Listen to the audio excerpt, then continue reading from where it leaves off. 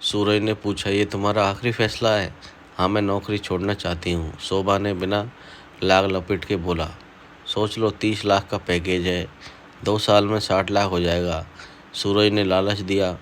पैसा पैसा पैसा, आपको सिर्फ पैसा सोचता है, अपने बेटे की कोई फिक्र नहीं है। शोभा विपरी, बेटे को क्या हुआ है? सूरज ऐसे मासूमियत से बोला मानो कुछ जानता ही न हो। क्या नहीं हुआ? देखते नहीं कितना दुबला पतला हो गया है। हर माँ को अपना बेटा कमज़ोर ही दिखाई देता है। आपको दिखाई नहीं देता? शोभा ने तंज कसा। 5 साल के बच्चे ऐसे ही दिखते हैं, उसके बाद सब ठीक हो जाएगा। मैं 5 साल रुकने वाली नहीं, शोभा ने साफ कहा। वह कहती रही, आपको अपने बेटे पर जरा भी तरस नहीं आता? रोज़ बेटे को क्रैच में छोड़कर ऑफिस जाती हूँ, शाम 8 बजे ऑफिस से लौटती हूँ, तब जाके उसके दर्शन होते हैं। कितना रोता है जब मैं उसे छोड़कर ऑफिस जाती हूँ। उस पर उसका स्वास्थ्य दिन प्रतिदिन खराब होता जा रहा है। पता नहीं क्रैच वाले कैसे बच्चे को रखते हैं। शोभा का मन भीग गया। सबके बच्चे वही पल रहे हैं, उन्हें तो कोई शिकायत नहीं। सबका मैंने ठेका नहीं ले रखा है। मैं अपने बच्चे को जानती हूँ, उसका स्वास्थ्य गिर रहा है, उसे अब माँ की ज़रूरत है। 1 करोड़ का फ्लैट लिया है, उसकी किस्त हम दोनों मिलकर भरते हैं। नौकरी छोड़ दोगी तो सारा बोझ मेरे कंधों पर आ जाएगा। कैसे मैनेज करूँगा? सूरज लाचार था। कुछ साल और बढ़ जाएगा किस्त का प्रीमियम, मगर आज बेटे को समय नहीं दिया तो सारी ज़िंदगी पछताना पड़ेगा। कई रिश्ते नकारने के बाद सूरज ने शोभा को जीवन संगनी बनाने का फैसला लिया, सिर्फ इसलिए कि उसका अपना करियर है। समान करियर होने के नाते दोनों को सहूलियत होगी। दोनों मिलकर कमाएंगे तो वह हर ख्वाहिशें पूरी कर सकेंगे, जिसके लिए उन्होंने दिन रात मेहनत करके पढ़ाई की। बच्चे की परवरिश कैसे होगी, इस पर किसी ने नहीं सोचा। तब की तब देखी जाएगी। सूरज ने शादी कर ली। शादी के 5 साल अच्छे से कटे। दोनों के ऑफिस एक ही शहर में थे। दोनों ने एक फ्लैट लिया था, साथ में कार भी। सब कुछ बैंक से फाइनेंस करवा लिया। आजकल के युवाओं में धैर्य का अभाव है। वे सब कुछ तुरंत पाना चाहते हैं। भोग विलास की सुविधाएं जुटा लेने के बाद बच्चे के बारे में सोचते हैं। शादी के 7 साल गुजरने के बाद शोभा ने परिवार बढ़ाने की सोची। वह 34 की चल रही थी। वह बच्चे को लेकर कोई जोखिम नहीं उठाना चाहती थी। 6 महीने तक तो उसे ऑफिस से छुट्टी मिल गई थी। उसके बाद कुछ दिन उसके सास ससुर ने संभाला, फिर अपनी माँ को बुला लिया। चीकू 2 साल का हुआ तो उसे उसकी चिंता हुई। सास ससुर माँ सब अपने अपने घरों को लौट गए। किसी ने राय दी तो उसे एक क्रैच में छोड़कर जाने लगी। चीकू बड़ी मुश्किल से शोभा का आंचल छोड़ता। दूर तक उसके रोने की आवाज़ सुनाई देती तो उसका दिल तड़पने लगता। किसी तरह मन मार कर वह काम पर जाती। धीरे धीरे उसने खुद को मना लिया, मगर चीकू को कैसे मनाए? वह तो अबोध था। चीकू को माँ की ज़रूरत थी। वह हर दिन उसे रोता हुआ छोड़कर विदा होती। उसका दिल कचौटता। कुछ महीने क्रैच में गुजारने के बाद शोभा ने महसूस किया कि चीकू का जो ग्रोथ होना चाहिए था वह नहीं हो रहा था। उसने संचालिका से शिकायत की तो कहने लगी, वह हर संभव बच्चे की देखभाल करती है, खान पान से लेकर सोने के बिस्तर तक। आया सीने से लगाकर बच्चों को सुलाती है। जब बच्चा सो जाता है तब वे बच्चों को छोड़ती हैं। फिर क्यों नहीं, मेरे बच्चे की तंदुरुस्ती बन रही है। वह हर वक्त रोता रहता है। सरला को रंज हुआ। मैडम, जैसा आप सोच रही हैं वैसा नहीं है। हर बच्चे को माँ जैसा ही प्यार दुलार मिलता है। सफाई देने के बाद भी शोभा का मन नहीं माना। उसे लगा कि आदमी धन दौलत लेकर करेगा क्या जब बच्चे की सही परवरिश न हो पाए। बच्चे की परवरिश माँ ही कर सकती है।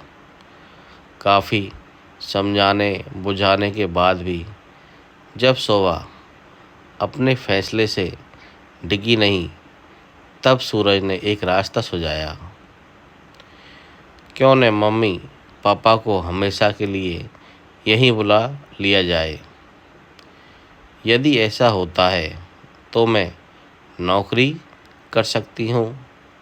सरला को विश्वास था कि दादा दादी के संरक्षण में चीकू का सही विकास हो पाएगा।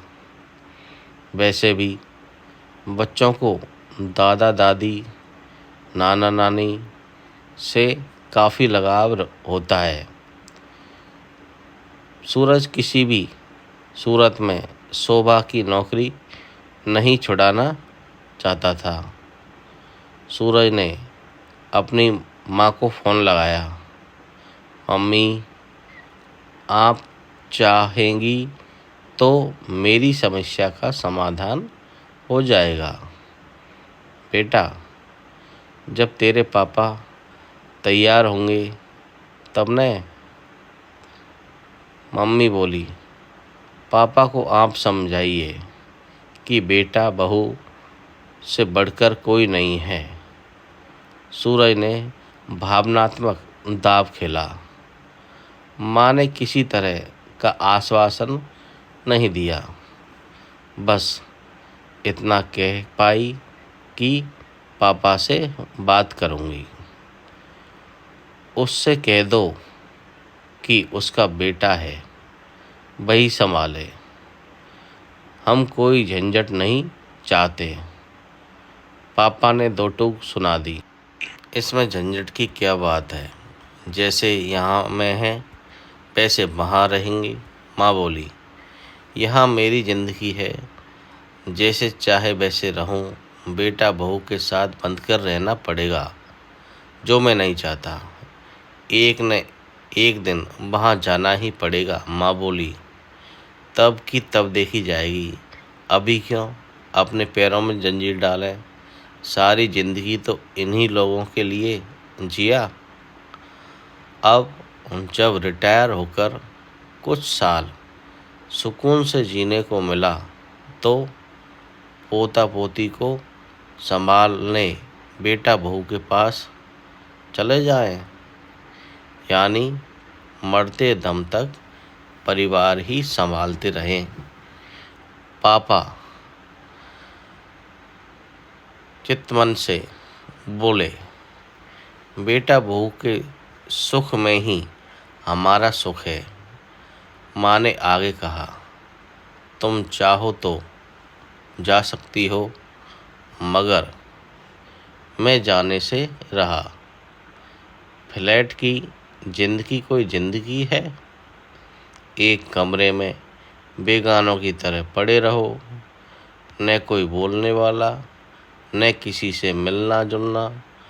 अपना पोता रहेगा न, उसी के साथ समय कट जाएगा। माँ के लाख तर्क के बावजूद पिता का मन नहीं पिघला। बेहद निराश मन से मम्मी ने सूरज से पापा के फैसले से अवगत करा दिया। मम्मी, आप ही चले आओ, सूरज बोला। कैसी बात कर रहे हो? इन्हें अकेला छोड़कर चली आऊं? इन्हें संभालेगा कौन? भले ही हम बर्बाद हो जाएं। सूरज उखड़ा। मैं कुछ नहीं कहूँगी, तुम्हें जो फैसला लेना हो लो। सूरज गुस्से में सूरज ने फ़ोन काट दिया। उसे अपने माँ बाप से ऐसी उम्मीद न थी। उसे अपने माँ बाप खुदगर्ज लगे। सूरज का लटका मुंह देखकर शोभा समझ गई कि बात नहीं बनी। काफ़ी माथापच्ची के बाद सूरज ने दूसरा रास्ता सुझाया। क्यों न तुम्हारी माँ को बुला लें? सूरज को यह सबसे आसान लगा। बेटी से माँ तो अतिशय लगाव होता है। अगर शोभा अपनी माँ से भावुक अपील करे तो वे बेटी के आग्रह को ठुकरा न सकेगी। माँ को क्यों बुलाऊं? जब तुम्हारी माँ नहीं आ सकती तो वे क्यों भला आएंगी? शोभा फट पड़ी।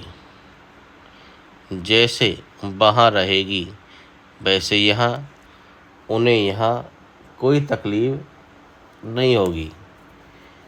सूरज, बेशर्मी कोई तुमसे सीखे। तुम लड़के वालों की यही खामी है। हर तरीके से लड़की पक्ष को ही भावनात्मक ब्लैकमेल करते हो। शोभा ने तेवर कड़े कर लिए। इसमें ब्लैकमेल की क्या बात हो गई? क्यों नहीं है? मेरी माँ का अपना परिवार नहीं है? वे क्यों अपने बेटे बहू का घर छोड़कर बेटी का घर संभालने आएंगी? उन्हें कौन सा पति की सेवा करनी है?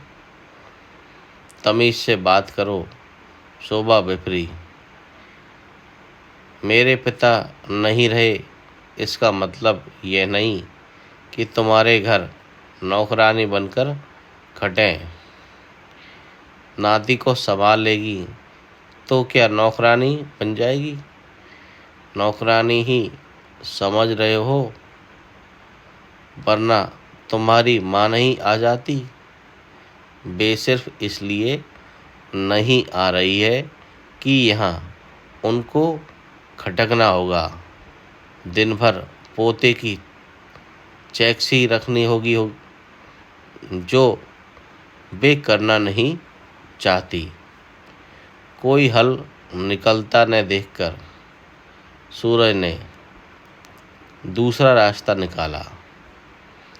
क्यों न एक फुल टाइम आया रख लेते हैं। जब तक हम ऑफिस से नहीं आ जाते वह घर पर ही उसे संभालती रहेगी। फर्क क्या पड़ा? क्यों नहीं पड़ा? क्रेच में रहने से अच्छा है अपने घर में पले। उसे घर में अपनेपन का एहसास होगा। तुम्हारी बुद्धि को क्या कहें, शोभा ने माथा पीट लिया।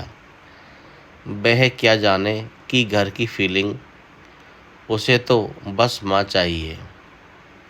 शोभा किसी भी तरह से टस से मस नहीं होना चाहती थी। घर ही संभालना था तो फिर पढ़ाई लिखाई क्यों की, नौकरी क्यों की। शोभा बोली, नौकरी तब की जब कोई जिम्मेदारी नहीं थी। आज जिम्मेदारी बढ़ गई है। माँ भी हूँ, मैं माँ भी हूँ और तुम्हारी पत्नी भी। वह किंचित भावुक हो गई। एक बच्चे के लिए लक्ष्मी को लात मार रही हो। बच्चा महत्वपूर्ण नहीं है तो फिर पैदा क्यों किया। शोभा की तौरियां चढ़ गई। तमाम औरतें नौकरियां भी कर रही हैं, बच्चे भी पाल रही हैं।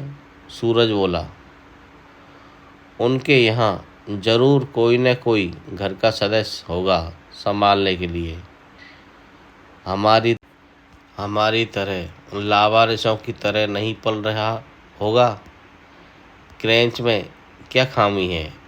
आज के ज़माने में तमाम महिलाएं क्रेंच में अपना बच्चा छोड़कर इत्मीनान से नौकरियां कर रही हैं। तुम ही बच्चे के लिए मरी जा रही हो। सूरज दांत पीसते हुए बोला, क्यों न मरूं, मेरा बच्चा है। दर्द मुझे होगा क्योंकि मैं उसकी माँ हूँ। मुझे उसकी दुर्दशा नहीं देखी जाती। जिसे तुम दुर्दशा कह रही हो वह आज की संस्कृति है। आज धन के आगे सब गौण है। धन हमारी ज़रूरत है मगर बच्चे की कीमत पर नहीं। जब मेरा बच्चा स्कूल जाने लायक हो जाएगा तब मैं फिर से काम शुरू कर दूंगी। तब तक बहुत देर हो चुकी होगी। तुम किस लिए हो, अपनी बीवी बच्चों को खिला नहीं सकते। सूरज के सीने में नश्तर की तरह चुभ गया। शोभा का यह कथन मानो उसके गैरत को चुनौती दी हो। शोभा ने, सूरज ने जैसा सोचा था वैसा हुआ नहीं। शोभा से शादी की पहली शर्त यही थी कि वह नौकरी वाली हो। अब जबकि शोभा नौकरी छोड़कर बच्चे और परिवार को वक्त देना चाहती है तो वह खुद को ठगा सा महसूस करने लगा। प्रतिस्पर्धा के ज़माने में जहां दूसरे दंपत्ति 60 लाख के पैकेज में कमा रहे हैं, वहीं शोभा की नौकरी छूटने पर उसकी तनख्वाह आधी रह जाएगी। तब वह कैसे उनके बीच खुद को बीच साबित कर पाएगा। इस चिंता ने उसे बेचैन कर दिया। उसे लगा शोभा एक बेकार की महिला बनकर रह जाएगी। ऐसी बीवी को कौन पसंद करेगा जो घर पर बैठकर आया का काम करे। सूरज का मन कसैला हो गया। शोभा के फैसले ने उसके अहंग को चोट पहुंचाई। एक तरह से विश्वासघात किया। यही करना था तो शादी के पहले ही बता देती। वह शादी से इनकार कर देता। सामान्य कद काठी रूप रंग वाली लड़की से वह विवाह के लिए इसलिए राजी हुआ था क्योंकि वह उसकी तरह ही लाखों कमाती थी। विचार प्रक्रिया आगे बढ़ी। वह महिला कैसे पत्नी का दर्जा पा सकती है जो पति के खिलाफ जाए। पत्नी का कर्तव्य होता है पति के साथ कंधे से कंधा मिलाकर चले, उसकी भावनाओं को समझे, वक्त की नज़ाकत को समझे। उससे उलट शोभा ने दूसरा रास्ता अपनाने का फैसला लिया जो उसके लिए असह्य था। काफ़ी सोच विचार कर शोभा ने मन ही मन एक बहुत बड़ा फैसला ले लिया, यानी शोभा से तलाक। शोभा ने सुना तो हतप्रभ रह गई। सूरज इतनी जल्दी बदल जाएगा वह सोच भी नहीं सकती थी। शादी जैसे पवित्र बंधन को एक झटके में तोड़ने का फैसला ले लिया, मानो शादी नहीं कोई मजाक हो। जिस रिश्ते को वह भावनाओं के साथ जी रही थी वह धन के आगे खोखला था। उसका मन भीग गया। सूरज अपने सपने में भी नहीं सोचा था कि तुम इस कदर गिर जाओगे। तुम्हें पत्नी बच्चे से ज़्यादा रुपयों की फिक्र है। शोभा विपरी, तुम्हें जो सोचना है सोचो, मैं भी तुम्हारी तरह अपने फैसले से पीछे नहीं हटूंगा। सूरज ने कहा, तुम्हें क्या लगता है कि मैं तुम्हें आसानी से छोड़ दूंगी? अगर मेरी और मेरे बच्चे का भविष्य बर्बाद होगा तो तुम्हें भी कहीं का नहीं छोड़ूंगी। शोभा भी अड़ गई। उसके मम्मी पापा में हमेशा वैचारिक टकराव होते रहे, परंतु दोनों के बीच तलाक का ख्याल कभी नहीं आया। सूरज अपनी भड़ास निकाल सकता था, मगर तलाक के लिए कहना या सोचना यह दर्शाता है कि वह कितना गैर जिम्मेदार है। सुलझे हुए पति पत्नी में मतभेद हो सकते हैं, मगर अलगाव की बात वे कभी नहीं सोचते, क्योंकि वे जानते हैं कि तलाक कोई समस्या का हल नहीं है। सूरज ने शोभा से बोलचाल बंद कर दी। उसने भरसक उसे समझाने की कोशिश की, यहाँ तक कहा कि कुछ सालों की बात है, जैसे ही चीकू स्कूल जाने लायक हो जाएगा वह फिर से नौकरी शुरू कर देगी। थोड़े पैसे कम ही तो मिलेंगे, कोई बात नहीं। इस बात का संतोष तो रहेगा कि मैंने बच्चे पर बेहतर ध्यान दिया। इसके बावजूद वह अपने अहम पर कायम रहा। एक रोज़ सूरज ने अपना दुखड़ा अपने एक मित्र से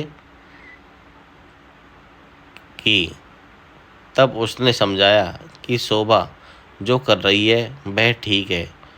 उसने खुद अपना अनुभव साझा किया, कैसे उचित देखभाल न हो पाने के कारण उसका बेटा मरते मरते बचा। उस रोज़ मैंने कान पकड़ लिया कि जब तक मेरा बच्चा समझदार नहीं हो जाएगा अपनी पत्नी से नौकरी नहीं करवाएगा। पत्नी भी मान गई। अब वह खुशी खुशी अपने बेटे को पाल रही है। वह कहता रहा, जब हम माँ बाप बनते हैं तब हमारा उद्देश्य हमारी संतानें होती हैं। उनकी सही देखभाल न हो तो वे हमारे प्रेम से वंचित हो जाते हैं, जो उनके मानसिक विकास को अवरुद्ध कर देते हैं। वे बिगड़ भी सकते हैं। मित्र की बातों का सूरज पर गहरा असर पड़ा। सूरज में आए परिवर्तन से शोभा बेहद खुशी हुई थी। उसे लगा उसका मातृत्व लौट आया है। दोस्तों, ये कहानी आपको अच्छी लगी हो तो कृपया इस चैनल को सब्सक्राइब ज़रूर करें और इस वीडियो को ज़्यादा से ज़्यादा लोगों तक शेयर करें, जिससे कि ये अनुभव सबको प्राप्त हो सके। धन्यवाद।